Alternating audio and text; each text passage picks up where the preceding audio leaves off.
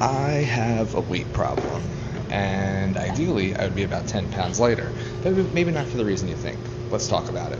If you're new here, my name is Justin, and I used to be a pro MMA fighter. Now I compete in jiu-jitsu. I'm also training for an Olympic distance triathlon and sub-only jiu-jitsu match at the same time. I'm very familiar with cutting weight and my relationship to the scale, but we need to talk about how we as athletes view our relationship with our weight. I have said forever that unless you're getting paid to do jiu-jitsu, you should not cut weight to compete. It's just you get to a point of diminishing returns, and it's just not a healthy thing to do. That being said, I will do a specific diet for this jiu-jitsu match and for this race to try to solve this weight problem, but my problem with weight isn't so much about my weight. This is what I mean. This is my bike. This is the bike that I used last year, and it's my main problem with weight. Also this is the profile of the course that I'm doing for this race, and it's very hilly. The heavier you are, the harder it is to go up hills, and there's a lot of hills in this race. This bike is fine. It's an entry-level road bike, and it is not light. Ideally, it would be under 10 kilos. That's not what it is. And I'm looking for secondhand triathlon specific bikes. They won't be any lighter than this either. So when I say that it would be ideal if I was 10 pounds lighter, that's why. So I'm not doing any kind of weight cut for this jiu-jitsu match because that time in my life is behind me where I starve myself and dehydrate myself to get what is probably a non-existent advantage in a match.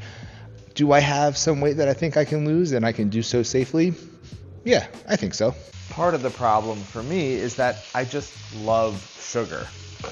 Another problem for me is that I'm burning so many calories every day. I'm going through so much fuel because I'm doing so many things all at the same time that I just feel hungry all the time, and it's hard not to overeat.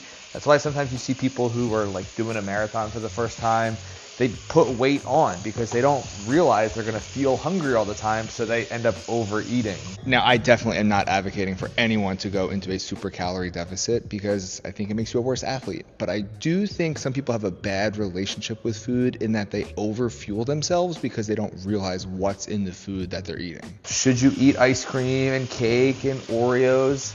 Yeah, absolutely. Those things are delicious, but you also should not overdo it. I think sometimes people try to completely cut out sugar, completely cut out all the things they like. That's not sustainable. It's setting yourself up for failure because you're eventually going to eat one of those things again, and then you're going to have all this food guilt, which is kind of defeats the whole point of eating things that taste good. So here's what I'm going to do for this training camp and this race prep, and this is the only diet I would ever recommend to anyone ever.